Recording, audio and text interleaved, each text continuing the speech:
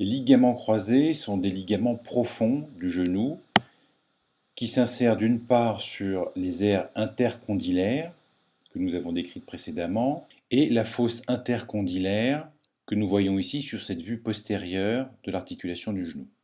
Ces ligaments épaississent et renforcent la partie postérieure intercondylienne de la capsule. On distingue le ligament croisé antérieur ou antéro-externe qui est intra-articulaire mais extra-synovial. Il naît de l'aire intercondylaire antérieure tibiale. Il est presque horizontal et va se terminer sur la moitié postérieure de la face intercondylienne du condyle latéral du fémur. Ce ligament est mal vascularisé. On le retrouve sur cette vue antérieure du genou fléchi, allant de l'éminence intercondylaire entre les deux ménisques et se dirigeant vers l'arrière et le dehors pour se terminer sur le fémur. Le ligament croisé postérieur est aussi dans l'articulation, mais extra-synovial. Il naît de la partie postérieure de l'aire intercondylaire postérieure. Il déborde sur la face postérieure du plateau tibial. De là, il va avoir une direction presque verticale, comme on peut le voir sur cette coupe sagittale de l'articulation.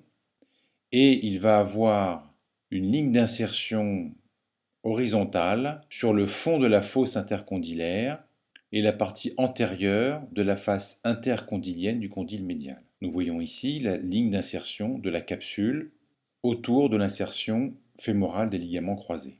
Il est important de noter que les ligaments croisés se croisent dans le plan frontal et sagittal, et ils sont d'ailleurs aussi croisés avec le ligament collatéral du côté homologue. Ces ligaments vont assurer la stabilité antéro-postérieure du genou et maintenir le contact entre les surfaces articulaires. On peut les schématiser de cette manière, avec deux surfaces articulaires reliées à leur extrémité par une corde qui va empêcher les mouvements de translation antéro-postérieure. Cependant, elle n'empêche pas les mouvements des deux os l'un par rapport à l'autre. Nous avons décrit le mouvement de flexion du genou qui correspond à un roulement et un glissement des condyles fémoraux sur le plateau tibial. Les ligaments croisés agissent comme une force de rappel qui va retenir les condyles, les forçant à glisser sur les glènes dans le sens inverse de leur roulement.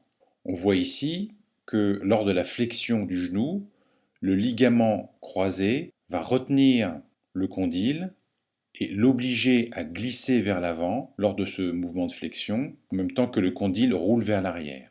Lors de l'extension, c'est le ligament croisé postérieur qui est responsable du glissement du condyle vers l'arrière. Lors d'une hyperextension, la coque condylienne se met en tension et les deux ligaments croisés sont tendus avec le fond de l'échancrure intercondylienne qui vient peser sur le ligament croisé antérieur. Le point rouge montre comment les deux ligaments s'appuient l'un sur l'autre pour exercer cette fonction. Voici une image de dissection correspondant à ce schéma, montrant le ligament croisé antérieur s'insérant sur la surface intercondylaire antérieure du plateau tibial.